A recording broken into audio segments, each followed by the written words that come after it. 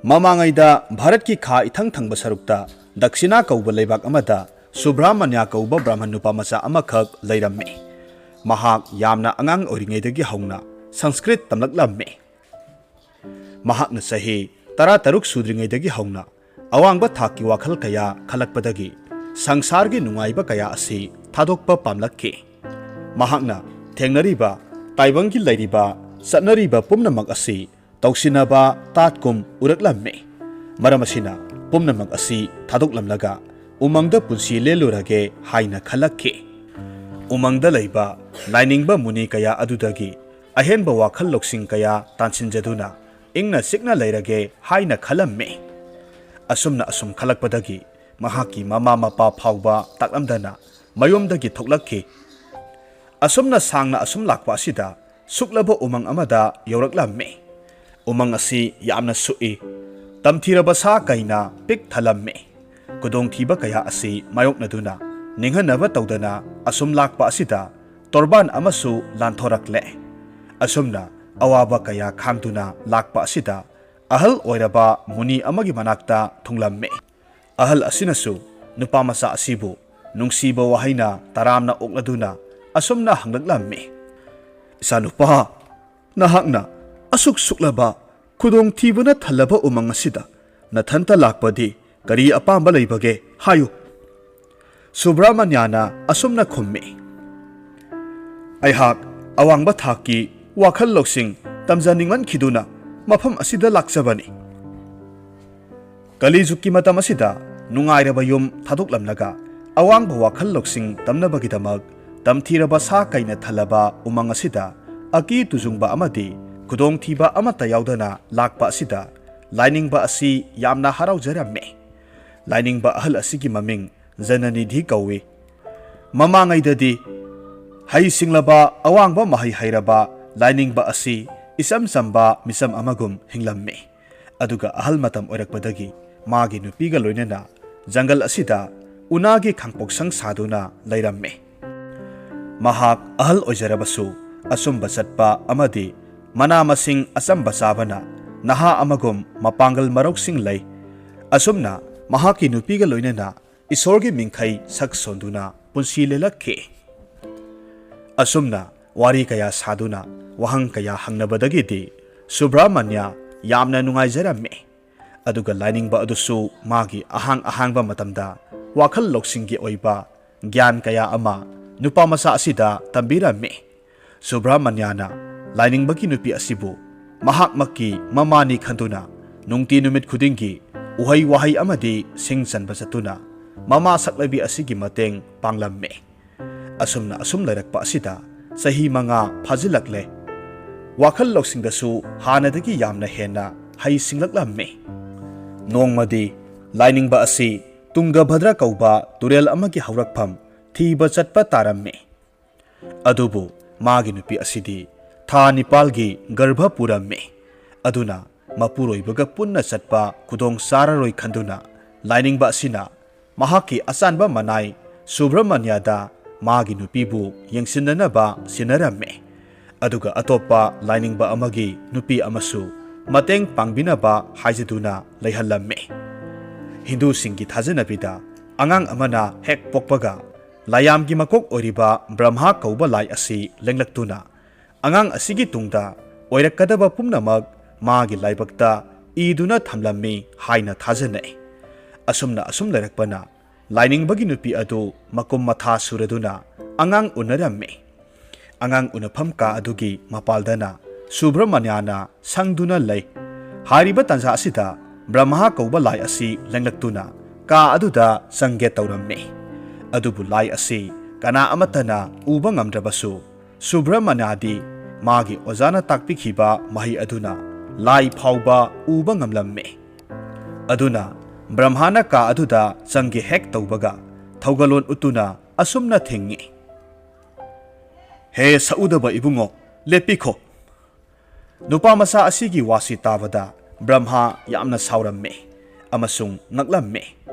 Maramdi mahakna asuk kuina kana khangdana mahaki mathau torakpa asida kananasu khangba uba leitri aduga kanamatanasu athingba pikhidre.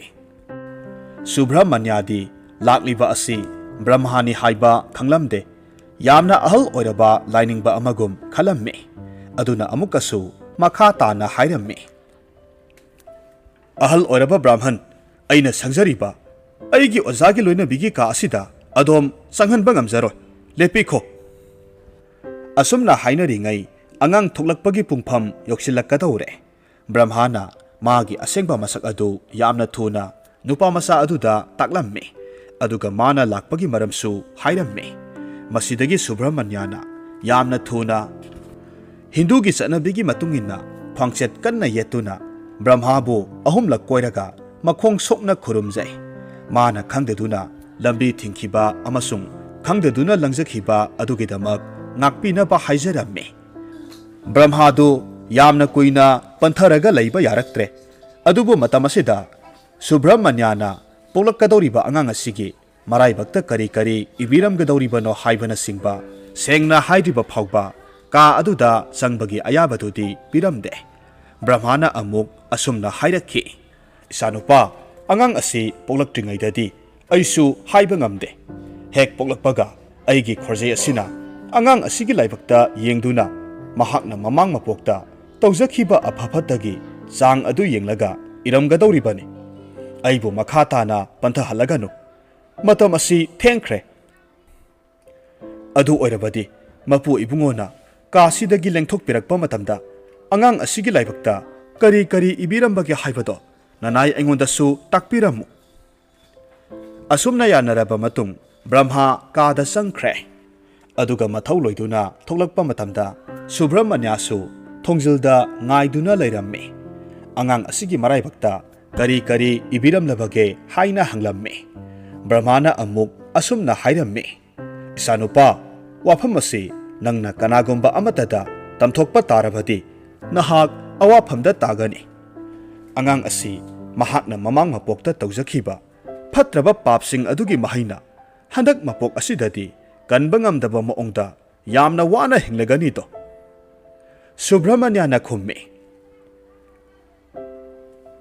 Karino takpiriba wafam adubu mapu ibungo angang asigi mapa adu matik magol laikhraba lainingbani aduga mahakki masamaktada tambiriba laibak asibu mahakna laining parei chacharubagi mahairane Brahmana hairamme matang asida aina kari tauruni mahakna mamang mapokta tawjakhiba papki mahaina handak mapok asida phangjagadoribani adubu ningsingu karigumba wafam asi kanagumba miyoi amatada tamlamba thoklabadi nahakki punsi adu haugatpa yadana manggadoribani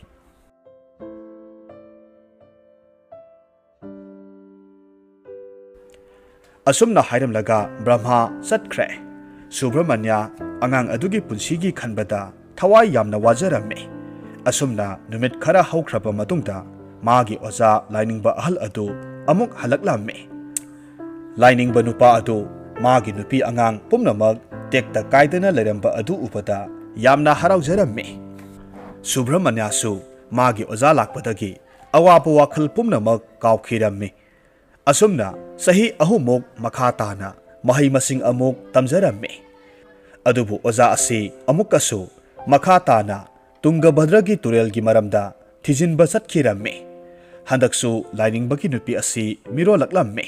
aduna lainingbagi matung inba ngamkhidre hanagi matawgum Subramanya amadi atopa sebok nupi amagana yengsillamme aduga angang nupi masa amasu phangjaramme mamangi matawgum Brahma kauba lai adu amuk laktuna angang asigi laibak ibiramme masidasu Subramanyada atopa kanada haidukdanaba akanba yathang piramduna Brahmadu hankiramme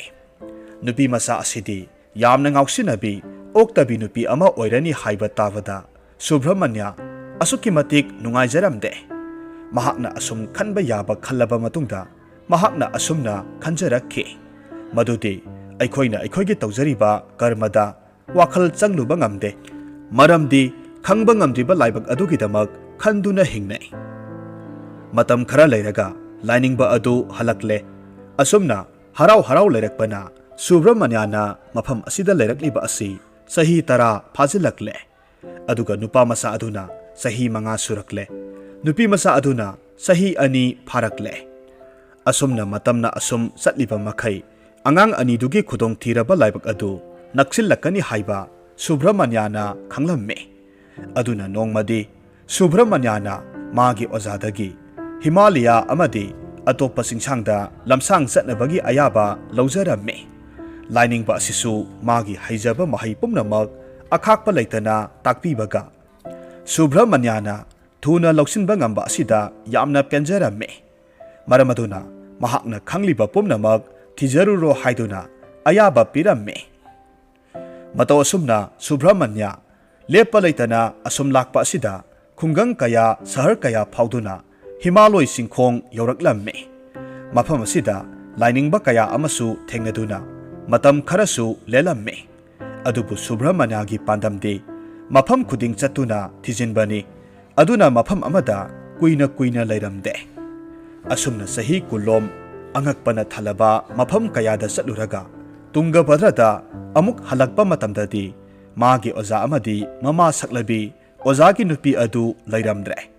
masigi matungda thangnaba khungangda amuk satluba matamdadi nupa amakhak iroi ama loiduna leiramba thengnaramme madu ufada Subramanyana Brahmana hairamba laibakki wafam adu ningsinglakhi madudagidi sangsinduna yengluba matamdadi nupa adu magi ozaga masak yamna manaramme nupa masa asina wana hinglamliba asi ubada Subramanya haifam khangdana nungairamde masidagi mahakna nupa masa asigi mayum tamna inaraktuna yenglamme nupa masa asi nupi thiduna angang anisu leiramle makhoi mapa masa punna saminabagi saklen asi supnatamgi chujak amatangna oiramme nupa masa asina wana talakpa sen khajik asina magi imungi nupi angang thaklamme nupa masa asigi maming kapali kawi Brahmana iramba laibakki wafam adu sapsana thoklamme madudagidi Subramanyana mahakki masak taktuna ningsinglibra haina hangbada kapalina yamna ngakna amukta khangdriba mi amagum khalladuna hairakhi ngakpigani mahasoi aihak adombu masak khangjadre Subramanyana magi asengba masak taktuna ningsing halaba matungda mahakki pauktak innaba hairamme nupa masa hayeng ayukti nganna haugatlo aduga nangi iroi amadi chujaksing asi kaithelda puduna asitpa mamalda yonthokluro madudagi phangakpa senpham aduna nongmagi asauba saklen amagi atangba polamsing khanduna leirakadabani aduga saklen adu masing yamlaba brahman sing barton tawduna amuktada punna samin nagadabani aina nangwanda hariba pauktak ase nangbu mang taknanaba natte nangi punsida hena mai pakpa amadi lanthum kaya phanglaknabani adubu kapalidi Subramanya gi wafam adu thajaba ngamlamde aigi leijariba polamsing asi yonthokrabadi aigi nupi angangdi kamdongna thakani asomna khaladuna mahakki nupiga wa tanaramme adubu mahakki nupi asi wakhal loksing leibi asingbi nupi oiramme maramaduna mapuroibabu themjinbiraklamme ibungo aihakna tajabada nahakpu pokpa ipa ado matik magol leiraba lining bani haina taje lakliba lining ba asisu ipa adogi asanba manaini ipa gomlabani mana aikhoigi mangnanaba wa kaidawnungda khak hairoi aduna mahaki pauktak ase inbana phagani asumna magi nupiga tanaraba matungda sa amadi mahi marungsing pumnamak yontokle madudagi phanglakpa selpham aduna magi imung amadi brahman yangkhairomgi ayuk numidangi saklendi konaramme kapalisu thabak pumnamak loirakpada waraduna potha ninglamme adubu Subramanyana yum aduki mapalda tumduna leirambadu ubada kapalina sangsinduna hangi he matik magol leiraba lainingba ibungo haujikti ahingi matam osilakle nongangadaba pungja kharatamak ngaire aigi leijaramba pumnamak ngasidi loisinkhre hayengdagidi aigi isasingsi kari pijagani sak chajik khajik tang phauba lemdraba matam asida Subramanyana मागी खुत्ता cell खरा लैरिबा अदु उलम्मे cell असिना मागी इरोय अमदी मही मरोंगसिंग अदु अमुक हन्ना लैबा कोनगनी असिगुम्बा थौजाल असि असेंगबा ताइबंग मपुदगी फावबा फंगलखिद्रे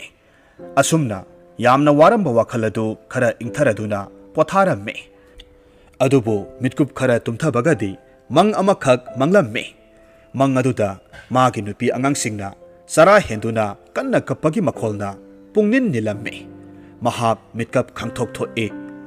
मिटकप थोरक्तुना हौगतुना महाकी सा थंफम अदुदा संगदुना येंगलुबा मतमददी हानगी मतौगुम महाकी इरोय अदु लैरमले अदुगा मही मरोंगसिंग पुम्नमक्सु लैरमले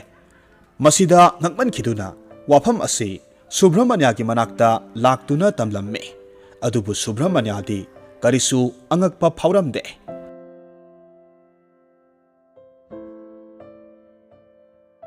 aduga mamangi matawgum kaithelda puraga hairiba potchai sing adu yoluna ba hairamme subramanya na haiba khudingmak induna kapalina asumna sap manana pangthorakliba ase tha ama phajilakle नोंगमदि सुब्रमण्याना असुमना हाइरकलम्मे अयहाक असि लायोइख्रबा नहाकी अपोक्प अदुगी असानबा मनाइने अदुना कैदौनुंगदा नंगी मांगनेनाबा अइना खक हाइरोय अइना मफम असिदा लाक्लिबसि नहाक करमना हिंग्लिबगे हाइबदु यंगसिनबा लाक्लिबने अदुबु हौजिक्ति नहाकना नुंगाइना लैबसि उबदा अयहाक निंगबा थोंगले अदुबु अइना सटख्रबसु नहानदगी सथरकलिबा थौंगसिंग असिदि काइबा यारोय नहाकना नुंतिगी सा अमदी मही मरुंगसिंग असि योंदुना ब्राह्मण सिंगदा हयेंगी हाइबा अमता खाक्तना नुंतिगी साक्लेन कटकदबने करिगुंबा नहाकना अइना हारिबा सिंग असिगी वांगमदा हयेंगी हाइबा खाक्तुना थमलबदि नंगी नुंगाइरंबा पुम्नमक मांखितुना हानदगी हेना वाबा पुंसी अमदा हिंगनी हाइबसे निंगसिंगो कपालिसु सुब्रमण्याना हारिबा पुम्नमक इंजगनी हाइरम्मे अदुगा मखाताना मखोइगा लैमिननबसु हाइजरम्मे अदुबु सुब्रमण्यादी महाकी पांथोकदबा थबक यामना वाटले अदुना सत्तबा याद्रे हाइरम्मे अदुगा महाकना सत्रिङै मतमदा कपालीगी मसनुपी अमा लैखिबदुगी मरमदा हंगलम्मे सुब्रमण्याना निंगसिंगदुना येंगबदा नुपी मसा अदु हौजिक्ति सही कुलुमदोइरोम सुरमलगनी हाइबसी खंगलम्मे कपाली मसल नुपी बु निंगसिंगलकपदा यामना कपलम्मे अदुगा महाकी मसल नुपी असिगी साजत अदु खल्लुबदा यामनासु इकाइबा फाउरम्मे मतांग असिदा सुब्रमण्याना ब्रह्माना इरंबा नुपी मसा अदुगी तुंगी लाइबक अदु निंगसिंगलक्खि अदुगा करी थोकलमगदगे हाइबसु खंगले अदुना कपालीदा महाकी लैफम ताकहलम्मे कपालीगी मसल नुपी असिगी ममिंग कल्याणी कौवे महाक थंगनबा खुल अमदा लई हाइबा खंगबदगी सुब्रमण्य कपाली अमदी महाकी नुपी अंगांगदा याइफा थौजाल पिबिरमलगा यामना थोना कल्याणीगी मनाक तमना लाक्लम्मे महाकना असुम लाक्पना कल्याणीगी मयुम योरकपा मतमददी नुमिदांगी मतम ओइरे कल्याणीना मागी युम अदुगी थोंग हेक हांगलुबगदी ngakpana kham thenglamme maramdi लाइनिंग नुपा अमतना मागी मनाक्ता अमुक्ता लाखिद्री अदुगा सुब्रमण्याना महाकी असेंगबा मसक ताक्तुना हाइरबददी मपाबुंगी असेंगबा मनाइनी खंगलकपदा मागी हौजिक हिंगलिबा फिबम असिदा इकाय मंदुना कपलकलम्मे अदुगा सुब्रमण्यागी खोंग सोक्तुना खुरुमजरगा मागी पुंसी असी महाकना चनिंगदुना चटखिबा नत्ते मतांग मतमना ओइखिबनी हाइदुना महाकपु ngakpinaba हाइजरम्मे सुब्रमण्यासु नुपी मसा असिगी ओइरमलिबा फिबम अमदी मियामना हंगोइनफम ओइरबा पुंसी महिंग असि उबदा थमोय सोकना नुंगाइरमदे अदुना असुमना हाइरम्मे नुपी मसा नहाकना करिगुंबदा अइना हारिबा पौताक असि इल्लबदी अवाबा असिदगी कनबा ngamne असुमना हाइदुना थाजबा पिरम्मे मखा ताना अमुक ताकपिरम्मे नुपी मसा ताव नुमित हेक ताबगा थोंग सेना लोंदुना कनामता संहनबा यादे सुपनतगी ममल यामलबा मनी मुक्ता पुरकपा नुपा अदु खक नतना नंगना मसी नोंगमतंगदा पांथोकदबनी अदुगा मखा ताना पांथोकदबा थबक अदुसु अइना हाइरकनी नुपी मसा असि मतिक मगुल लैरबा लाइनिंगबगी मसा ओइजरबसु मागी पुंसीदा खुदोंथीबा कया मायोकनखिबना asumna tolaba punsi mahing asida hinglakkibani adubu mahakki mapagi asanba sebok asina awaba asidagi kanbigani haina thajaba pirabada mahakna piba pautak adu inba hauraklamme mahakna numidang oirakpa matamda thong setna lonsinduna kana amata sanghalamde yamlaba manimukta puraktrabadi kana amata yum asida sangba yaroi haina hairamme nupi asigi moong mataw asida magi manakta lakpa miyoi pumnamakna kalyani asi wakhal soire khanduna wakhal nungaitana hanakhiramme kungang asigi miyoi kanamatana aduk yamlaba manimukta adu purakpabu ngamluni adum oinamak mahaki laibakta tamkhraba nongdam adudi kakpa yadabana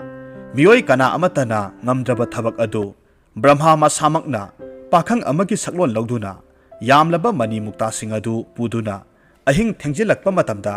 kalyani gi mayumda yoraktuna punna laiminaramme aduga nong hek ngalakpaga brahma adu hankiramme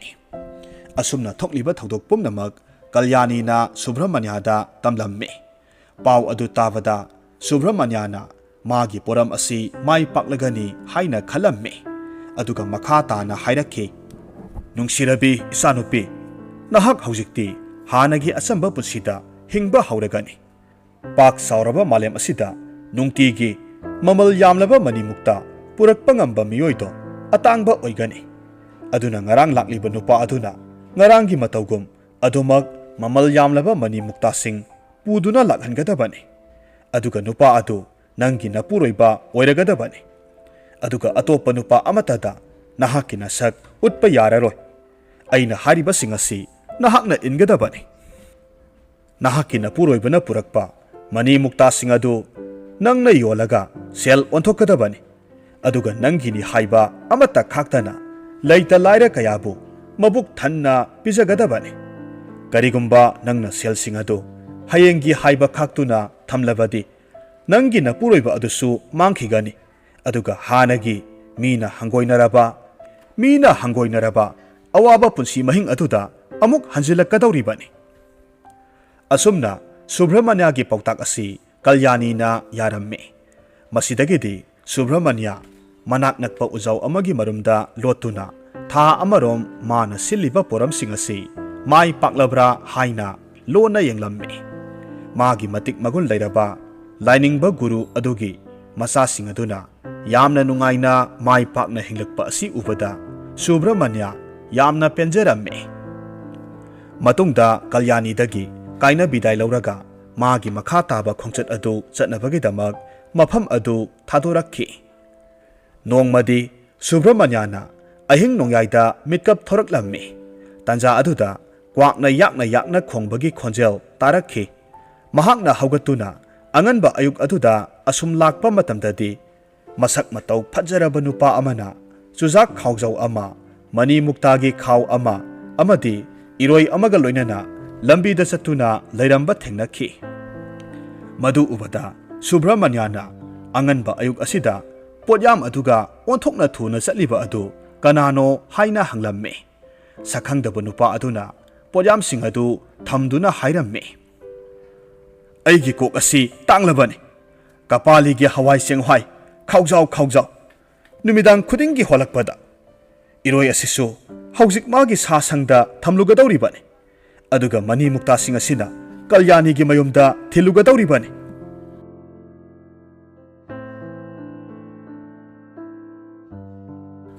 asumna kaptuna makha amuksu tarakhi matam kayagi mamangdagi migi laibakpu aina pumnamakki makokni haiduna iningba maongda ikhi oheningba maongda ohanki adubu haujikti nangna piriba serak asidagi amukta nanthok hanbiyu haina kaptuna hairamme asumna ngasaidagi wangangliba sakhangdaba nupa asi brahma oiramki mahakna pumnamakki mapu oirabasu mahakna semkhiba laibakna masamakpu awaphamda tahanki haujik amuk taminarasi binodini phurailatpamgi wari masa maisa khitang hangoirap tongna brahmo thongalduda sanglai kanasu maga loinarakte mathantani aduk maka lamlamba magi maithongdu Maral lairaba misak amagum imak maksinki makhong thangba thoklakte mafam aduda lairamba mioi khudingmakna mangon tamna yengsilakpagum khalle mafidu kharaga amuk semjin sajinjai sumangda mandap khanba yauramba manaw nupa atonbaduna itay masu yorokledana tadadi thabak asinba ama office da lay hai hayeng budi soidana lakani kana laibage akhoi itay masu lakle hai itay ma khongup kadu yaujasanu makha thangba kadu da makhoi loinamak lairamni hekta adomda lengsinbiyu Brahmo kadu da sanglai koina yengi mahoksagi yum khusadudagi olambadudani yumdu khakta natte aduk sauramba inkol adusuni manaw nupagi nupi adusu laikagi mau kharaga ka aduda lairammi Brahmo ubada manaw nupina haima isemadi suk thekna yora ibadi kaidawre isema ahalna haujikta bungairi solambado laikagi mau amana amok mateng pangsinduna aikhoi suni lakbu laklaroidra haiduna ngangnaram libani hayengdi sumaina thenglakpa yaroidabani ko khara laisilak labi nupi amana amuksu nungsida ibema nahakpu nasakpu khangludrene thabak thana ama kari ama tholakpada unaba natana ngasidi nasagini kok hek lekthokrodana amana amuk mayum nate haiduna yar aroye hai nate atai lairi pramo nangbu mahoksa natre nasagadu aduk saw sanglibadubu ho adubudi sahib ki nupi oirabadi asi mangaredana khara sasin khara tumsin awaba thabak sumandaduna tawribani amana ngangba amana tade kadu pumlang langi mabu ubada Brahmo makoi pumna makna ngangli sakliba singdu mabukning kaya singsillude kanglaba minok amatamak noe mabukning irang langi mahoksadagi maga kaya hangoinaraktabi matai hangi nupi indira kaduda sanglai haima fareda nahak yorakpa aidi nangbu lawba lake tawramlibani aigi kada napi narol hongdoknanaba loina lairabani somda lao Brahmo masi magi matung ilae khara tablapna ibungoge kadi kadomdo oina awang ithang thangba asomdani nahakisu ka masa amasu hapani kari numitabu ima isa pungedori banone kari nune nangna haribadubo simana asukluna nungsina mahabu nabuk thokina sagum tawbiribasina aidi pelabani mahabu amuk hanna sangsara asida pokpirabani haima aigisu isana tabrane kari khalurubano khangde handakte pramodu karisu khumlakte magi matau ubada nakoinana indirana ngaiko nangi laisidi san kayagino nangondabu onthokna pakchakhremi asumbagirane nangondabu amuk phagi amuk tawkhigadro khara ikairap tawna pramona kayanobu khangdeda makhoi babana ibungogi luhongba nangnanaba ngarangta sana saphamdagi asaba oina lawrubanida madi kaidoraba adu kanna hairamlaga hayeng lakani isemada saudhanaba haibiyu haira adumnaga haira iboira thida angawbado angang anidudi mathang thada lawthokluni haibani yengu Brahmo aina sinba phatra maduna lamdrabadi Brahmo machi magi wahai aduna maithiba piba gumme karino ama khanba gumme tuminna lay ngaihak tumin lairuraga Brahmo machi mada nupi masadudi masak matogadi kamdawi masak matoga yengtreda loinaba nungaigadaba semba thokadaba oiraga loireda natrane hoi adubudi ise mana sinbanina karisu soiroida hai nangbu sa isingadi charaklabrami charakle ado hayengdi sida nasaga punna saminanaba nganta lakadabani ko Pramosu yaningbagi matau utle phare adudi nahak ngayaktang potharamu aisu thabuk inkhangi awat apa amukta yengsiluge karimata hangoiganu phamungse aigi phamungni ngaihak hipthabasu yani natai hansu nupi mayumgi thabak pak halakhiro ꯁꯤꯃ ꯑꯩꯁꯨ ꯀꯔꯤ ꯊꯕꯛꯅꯣ ꯈꯔ ꯌꯥꯎꯒꯦꯗꯅ ꯊꯕꯛꯄꯨ ꯂꯩꯔꯕꯗꯤ ꯍꯦꯛꯇ ꯀꯧꯔꯛꯀꯦ ꯆꯥꯅ ꯊꯛꯅꯕꯒ ꯅꯆꯥꯁꯤꯡꯅ ꯂꯣꯏꯅ ꯄꯨꯔꯛꯂꯒꯅꯤ ꯆꯠꯂꯦ ꯏꯟꯗꯤꯔꯥ ꯀꯥꯗꯨꯗꯒꯤ ꯊꯣꯛꯈ꯭ꯔꯦ ꯆꯍꯤ ꯀꯌꯥꯒꯤ ꯃꯇꯨꯡꯗꯅꯤ ꯄ꯭ꯔꯃꯣꯅ ꯃꯐꯝ ꯑꯁꯤꯗ ꯈꯣꯡ ꯊꯥꯡꯖꯤꯜꯂꯛꯂꯤꯕ ꯑꯁꯤ ꯃꯆꯥꯅꯨꯄꯥꯒꯤ ꯂꯨꯍꯣꯡꯅꯕꯒꯤꯗꯃꯛꯅꯤ ꯑꯇꯩ ꯑꯃꯒꯤ ꯑꯣꯏꯔꯝꯂꯕꯗꯤ ꯃꯍꯥꯛ ꯂꯥꯛꯂꯝꯗꯕꯁꯨ ꯌꯥꯏ ꯃꯆꯥꯅꯨꯄꯥꯅꯗꯤ ꯃꯥꯕꯨ ꯈꯪꯂꯝꯈꯤꯒꯗ꯭ꯔꯥ ꯅꯠꯇ꯭ꯔꯒꯅ ꯋꯥꯔꯧꯔꯝꯒꯗ꯭ꯔꯥ ꯑꯗꯨ ꯀꯨꯞꯅ ꯈꯟꯖꯤꯜꯂꯨꯗꯦ ꯃꯆꯥꯅꯨꯄꯥ ꯑꯁꯤ ꯈꯛꯇꯒꯤ ꯃꯔꯤꯗꯅꯤ ꯃꯥꯅ ꯉꯁꯤ ꯃꯐꯝ ꯑꯁꯤꯗ ꯊꯧꯅꯥ ꯐꯅ ꯂꯥꯛꯄ ꯉꯝꯂꯤꯕꯁꯨ ꯀꯔꯤꯒꯨꯝꯕ ꯃꯥꯒꯤ ꯅꯨꯄꯥ ꯑꯗꯨꯅ ꯉꯁꯤ ꯐꯥꯎꯕ ꯂꯩꯔꯝꯂꯕꯗꯤ ꯃꯥꯒꯤ ꯄꯨꯟꯁꯤꯁꯤ ꯑꯁꯨꯝꯅ ꯑꯣꯏꯔꯝꯂꯣꯏꯗꯕꯅꯤ ꯑꯗꯨꯕꯨ ꯃꯔꯥꯏꯕꯛꯇ ꯇꯝꯂꯛꯇꯕ ꯍꯥꯏꯕꯗꯨꯅꯤ ꯃꯤꯑꯣꯏꯕꯒꯤ ꯇꯨꯡꯒꯤ ꯄꯨꯟꯁꯤꯕꯨ ꯀꯅꯥꯅ ꯍꯥꯏꯕ ꯉꯝꯕꯒꯦ ꯃꯇꯝ ꯑꯃꯗ ꯃꯥꯒꯤꯁꯨ ꯆꯥꯎꯔꯕ ꯃꯐꯝ ꯑꯃꯗꯤ ꯌꯨꯝ ꯑꯁꯤꯗ ꯂꯩꯔꯝꯃꯤ ꯃꯥꯁꯨ ꯌꯨꯝ ꯑꯁꯤꯒꯤ ꯃꯧꯅꯤ ꯃꯗꯨꯒꯤꯁꯨ ꯃꯊꯛꯇ ꯃꯅꯦꯝꯅ ꯈ꯭ꯋꯥꯏꯗꯒꯤ ꯊꯋꯥꯏꯅ ꯇꯥꯖꯕꯤ ꯑꯃꯁꯨꯅꯤ ꯉꯁꯤꯗꯤ ꯃꯗꯨ ꯄꯨꯝꯅꯃꯛꯀꯤ ꯑꯣꯟꯅ ꯇꯩꯅꯕꯅꯤ ꯃꯤꯠꯀꯨꯞ ꯑꯁꯤꯗ ꯅꯍꯧꯅꯅ ꯃꯥꯒꯤ ꯅꯨꯄꯥꯗ ꯅꯠꯇꯅ ꯃꯅꯦꯝ ꯑꯗꯨꯕꯨꯁꯨ ꯅꯤꯡꯁꯤꯡꯂꯛꯏ ꯃꯥꯒꯤ ꯅꯨꯄꯥꯒ ꯇꯨꯡ ꯊꯃꯥꯡꯊ ꯑꯣꯏꯔꯞꯅ ꯃꯅꯦꯝ ꯑꯗꯨꯁꯨ ꯂꯩꯈꯤꯗꯕꯅꯤ ꯃꯥꯒꯤꯗꯃꯛ ꯐꯩꯒꯥꯛ ꯐꯩꯕꯤꯔꯝꯕ ꯃꯅꯦꯝ ꯑꯗꯨꯃꯛ ꯂꯩꯖꯔꯝꯂꯕꯁꯨ ꯃꯥꯁꯨ ꯑꯁꯨꯝꯅ ꯃꯐꯝ ꯑꯁꯤꯗ ꯂꯦꯡꯗꯅ ꯂꯩꯔꯝꯕꯁꯨ ꯀꯅꯥꯅ ꯈꯪꯕ ꯇꯧꯕꯗꯤ ꯑꯃꯔꯣꯝꯗ ꯃꯆꯦꯃ ꯑꯍꯜ ꯏꯟꯗꯤꯔꯥꯒꯤ ꯈꯨꯖꯤꯜ ꯊꯧꯔꯥꯡꯗꯒꯤꯅꯤ ꯃꯍꯥꯛꯅ ꯃꯌꯨꯝ ꯑꯃꯗ ꯑꯃꯨꯛ ꯄꯥꯟꯈꯤꯕꯁꯤ ꯃꯗꯨꯁꯨ ꯀꯨꯏꯅ ꯃꯆꯦꯃꯅ ꯇꯛꯅꯔꯕ ꯃꯇꯨꯡꯗꯅꯤ ꯏꯇꯠ ꯇꯠꯇꯅ ꯃꯆꯦꯃ ꯏꯟꯗꯤꯔꯥꯅ ꯄ꯭ꯔꯃꯣ ꯑꯩꯅ ꯍꯥꯏꯔꯤꯕꯁꯦ ꯅꯪꯒꯤ ꯐꯅꯕꯅꯤ ꯃꯥꯒꯤꯁꯨ ꯅꯨꯄꯤ ꯑꯃ ꯊꯤꯔꯝꯃꯤ ꯍꯥꯏꯕ ꯈꯛꯇꯅꯤ ꯃꯆꯥ ꯑꯃ ꯀꯔꯤꯃ ꯂꯩꯍꯧꯕꯁꯨ ꯅꯠꯇꯦ ꯊꯕꯛ ꯍꯥꯏꯔ ꯐꯅ ꯆꯥꯎꯔꯕꯅꯤ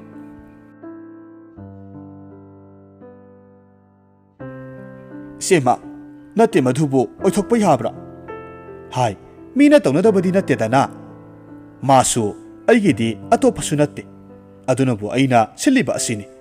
ꯃꯥꯅꯁꯨ ꯅꯪꯕꯨ ꯀꯌꯥꯝ ꯄꯥꯝꯖꯩ ꯁꯦꯃ ꯑꯩ ꯁꯨꯛꯉꯝ ꯉꯝꯂꯣꯏꯗ ꯃꯗꯣ ꯍꯥꯏ ꯇꯨꯡꯒꯤ ꯈꯜꯂꯨꯅꯦ ꯑꯉꯥꯡꯁꯤꯒꯤꯗꯃꯛꯇꯗꯤ ꯑꯩꯈꯣꯏ ꯃꯌꯥꯝ ꯑꯃ ꯂꯩꯔꯤꯕꯁꯤꯗꯤ ꯅꯍꯥꯛ ꯑꯁꯨꯝꯅ ꯂꯦꯟꯕ ꯄꯥꯝꯗꯦ ꯂꯩꯀꯥꯏꯒꯤ ꯃꯤꯅꯣꯛ ꯆꯪꯂꯛꯀꯅꯤ ꯏꯅꯥꯎꯅꯨꯄꯥꯗꯨꯅ ꯁꯔꯀꯥꯔꯒꯤ ꯊꯕꯛ ꯑꯃ ꯀꯔꯤꯃ ꯇꯧꯔꯝꯗꯅ ꯄꯦꯟꯁꯟ ꯐꯪꯒꯗꯕꯁꯨ ꯅꯠꯇꯦ ꯄꯥꯟ ꯗꯨꯀꯥꯟꯁꯤꯅ ꯁꯨꯛ ꯁꯥꯡꯈ꯭ꯔꯕ ꯅꯄꯨꯟꯁꯤꯗꯣ ꯂꯦꯟꯕ ꯌꯥꯕ ꯅꯠꯇꯦꯅꯦ ꯅꯍꯥꯛ ꯅꯍꯥꯅꯤ ꯀꯅꯥꯅ ꯈꯪꯅꯤ ꯅꯇꯩ ꯍꯟꯅꯁꯨ ꯂꯣꯏꯅ ꯈꯪꯕꯅꯤ ꯑꯩꯅ ꯁꯤꯜꯂꯤꯕꯁꯦ ꯇꯞꯅ ꯇꯞꯅ ꯅꯨꯡꯃꯨꯛ ꯀꯜꯂꯨꯔꯕ ꯃꯍꯥꯛꯀꯤ ꯊꯃꯣꯏ ꯑꯗꯨ ꯂꯩꯅꯥꯗꯒꯤ ꯍꯦꯟꯅ ꯄꯦꯊꯔꯛꯈꯤ ꯃꯇꯝꯅ ꯃꯥꯕꯨꯁꯨ ꯑꯑꯣꯟꯕ ꯄꯨꯔꯛꯈꯤ ꯃꯆꯨ ꯀꯌꯥ ꯁꯪꯂꯛꯈꯤ ꯃꯪꯂꯥꯟꯒꯨꯝ ꯍꯧꯈꯤ ꯉꯁꯤꯗꯤ ꯃꯗꯨ ꯄꯨꯝꯅꯃꯛ ꯑꯗꯨꯅ ꯃꯍꯥꯛꯄꯨ ꯑꯣꯠꯂꯔꯤ ꯏꯅꯥꯎ ꯅꯍꯥꯛꯄꯨ ꯄꯣꯊꯥꯕ ꯌꯥꯗ꯭ꯔꯕꯔꯣ ꯈꯪꯍꯧꯗꯅ ꯃꯆꯦꯃ ꯏꯟꯗꯤꯔꯥꯒꯤ ꯈꯣꯟꯖꯦꯜ ꯇꯥꯔꯛꯄꯗ ꯄ꯭ꯔꯃꯣ ꯃꯪꯐꯥꯎꯅꯕꯒꯨꯝꯃꯤ ꯍꯟꯗꯛꯇꯤ ꯅꯆꯥꯅꯨꯄꯥꯗꯣ ꯆꯥꯎꯔꯛꯉꯩꯗꯒꯤ ꯃꯁꯛꯁꯨ ꯑꯃꯨꯛ ꯐꯥꯎꯕ ꯎꯔꯝꯈꯤꯔꯣꯏꯅꯦ ꯌꯦꯡꯉꯨꯇꯨ ꯑꯥꯗ ꯂꯦꯞꯂꯤꯕ ꯑꯁꯤꯅꯤ ꯃꯤꯍꯨꯠ ꯊꯣꯡꯒꯤ ꯄꯔꯗꯥꯔꯗꯨ ꯍꯥꯏꯐꯦꯠ ꯍꯥꯏꯗꯣꯔꯛꯂꯒ ꯃꯁꯛ ꯇꯥꯛꯏ ꯃꯆꯦꯃꯅ ꯌꯥꯝꯅ ꯈꯧꯔꯥꯡꯅ ꯄ꯭ꯔꯃꯣꯅ ꯐꯨꯛ ꯍꯧꯒꯠꯂꯒ ꯀꯗꯥꯏ ꯇꯨ ꯑꯥꯗ ꯑꯍꯜ ꯑꯃꯒ ꯋꯥꯔꯤ ꯁꯥꯗꯨꯅ ꯂꯦꯞꯂꯤꯕꯁꯦ ꯃꯁꯤꯅꯤ ꯑꯩꯒꯕꯨ ꯁꯛ ꯃꯥꯟꯅꯗ꯭ꯔ ꯌꯦꯡꯉꯨ ꯃꯥꯒꯤ ꯃꯄꯨꯔꯣꯏꯕꯒꯤ ꯃꯤꯑꯣꯏ ꯃꯤꯇꯧꯒꯨꯝ ꯋꯥꯡ ꯆꯥꯎꯔꯕ ꯆꯤꯡ ꯂꯦꯝꯂꯕ ꯃꯁꯥꯒꯤ ꯁꯛꯇꯝꯗꯨ ꯎꯕꯗ ꯄ꯭ꯔꯃꯣ ꯃꯇꯝ ꯀꯨꯏꯅ ꯊꯤꯡꯒꯠꯇꯨꯅ ꯂꯩꯔꯨꯔꯕ ꯃꯤꯠꯂꯨ ꯄꯤꯔꯥꯡꯁꯤꯡ ꯑꯗꯨ ꯊꯤꯡꯕ ꯉꯝꯗꯅ ꯏꯍꯧꯔꯛꯈꯤ ꯃꯉꯣꯟꯗꯗꯤ ꯉꯔꯥꯡꯇꯒꯤ ꯑꯉꯥꯡꯒꯨꯝꯃꯤ ꯑꯁꯨꯛ ꯀꯨꯏꯕ ꯃꯇꯝ ꯑꯁꯤ ꯃꯆꯥ ꯑꯃ ꯂꯩꯔꯤ ꯍꯥꯏꯕꯁꯤ ꯃꯍꯥꯛ ꯇꯁꯦꯡꯅ ꯅꯤꯡꯁꯤꯡꯈꯤꯗꯕꯗꯤ ꯅꯠꯇꯦ ꯃꯆꯦꯃ ꯑꯍꯜꯒ ꯃꯇꯩꯒꯅ ꯃꯆꯥ ꯁꯛꯅ ꯌꯣꯛꯍꯧꯕ ꯑꯗꯨꯅꯁꯨ ꯈꯔ ꯁꯥꯐꯕꯅꯤ ꯃꯍꯩ ꯃꯁꯤꯡ ꯐꯥꯎꯕ ꯃꯄꯥꯟꯗ ꯇꯝꯍꯟꯗꯨꯅ ꯃꯇꯤꯛ ꯆꯥꯕ ꯃꯤ ꯑꯃ ꯑꯣꯏꯅꯅꯕ ꯄꯨꯔꯥ ꯃꯆꯥꯗꯒꯤꯁꯨ ꯍꯦꯟꯅ ꯁꯦꯝꯈꯤꯕꯅꯤ ꯃꯗꯨꯃꯛꯅꯁꯨ ꯃꯆꯥꯕꯨ ꯃꯆꯥꯅꯤ ꯍꯥꯏꯅ ꯈꯪꯅ ꯐꯣꯡꯗꯣꯛꯎꯕꯗꯤ ꯃꯆꯤꯟꯃꯛꯅ ꯉꯝꯍꯟꯗꯦ ꯏꯆꯦꯃ ꯀꯔꯤꯅꯣ ꯑꯩꯅ ꯉꯁꯤ ꯇꯧꯔꯤꯕꯁꯤꯕꯨ ꯑꯩ ꯌꯥꯝꯅ ꯅꯤꯡꯉꯝꯂꯛꯇ꯭ꯔꯦꯗ ꯋꯥꯍꯩꯁꯤꯡ ꯑꯁꯤ ꯍꯥꯏꯔꯝꯂꯒ ꯃꯈꯣꯜ ꯊꯣꯛꯅ ꯍꯦꯛ ꯀꯞꯊꯣꯔꯛꯂꯝꯃꯤ ꯊꯥꯖꯗꯕ ꯃꯥꯒꯤ ꯃꯇꯧ ꯑꯗꯨꯗ ꯏꯟꯗꯤꯔꯥꯅ ꯏꯕꯦꯝꯃ ꯑꯗꯨꯝꯅ ꯀꯞꯀꯗꯕ ꯅꯠꯇꯦ ꯑꯐꯕ ꯃꯪꯒꯣꯜ ꯄꯤꯅꯅꯕ ꯏꯆꯤꯜ ꯏꯅꯥꯎ ꯆꯪꯗꯨꯅ ꯏꯁꯣꯔꯗ ꯅꯤꯖꯒꯗꯕꯅꯤ ꯃꯄꯥꯜꯗꯒꯤ ꯍꯥꯏꯅꯔꯛꯈꯤ ꯕꯣꯔ ꯃꯃꯥꯗꯤ ꯏꯍꯦ ꯍꯧꯖꯤꯛꯇꯗ ꯁ꯭ꯋꯥꯏꯗ ꯂꯩꯔꯝꯕꯅꯤꯅꯦ ꯂꯩꯀꯥꯏꯒꯤ ꯑꯍꯜ ꯑꯃꯅꯤꯅ ꯃꯄꯥꯟꯗ ꯉꯥꯡꯅꯈꯤꯕꯗꯨ ꯇꯥꯕꯗ ꯃꯆꯦꯃ ꯏꯟꯗꯤꯔꯥ ꯄꯔꯞ ꯃꯐꯤ ꯁꯦꯝꯖꯤꯟ ꯁꯥꯖꯤꯜꯂꯒ ꯏꯅꯥꯎ ꯑꯩꯕꯨ ꯀꯧꯔ ꯃꯥꯜꯂꯦ ꯑꯃꯨꯛꯇ ꯊꯣꯛꯂꯨꯈꯤꯒꯦ꯫ ꯄ꯭ꯔꯃꯣ ꯈꯖꯤꯛꯇꯪ ꯁꯛꯐꯝ ꯍꯟꯖꯤꯟꯈꯤ, ꯃꯆꯦꯕꯨ ꯃꯃꯤꯠ ꯀꯨꯞꯇꯅ ꯌꯦꯡꯖꯍꯧꯔꯝꯃꯤ꯫ ꯃꯍꯥꯛ ꯃꯐꯝ ꯑꯁꯤꯗ ꯁꯨꯝ ꯀꯨꯏꯊꯅ ꯂꯩꯅꯤꯡꯂꯛꯇꯦ꯫ ꯌꯨꯝ ꯑꯁꯤꯗ ꯊꯝꯂꯝꯕ ꯃꯥꯒꯤ ꯑꯁꯥ ꯄꯨꯝꯅꯃꯛ ꯀꯥꯏꯈꯤ, ꯑꯗꯨꯒ ꯂꯣꯏꯅꯅ ꯈꯥꯡꯉꯝꯗꯕ ꯃꯩꯆꯥꯛ ꯑꯃꯅ ꯃꯁꯥ ꯄꯨꯝꯅꯃꯛ ꯃꯩꯔꯤ ꯊꯣꯛꯅ ꯆꯥꯛꯊꯦꯛꯂꯛꯄꯒꯨꯝꯃꯤ꯫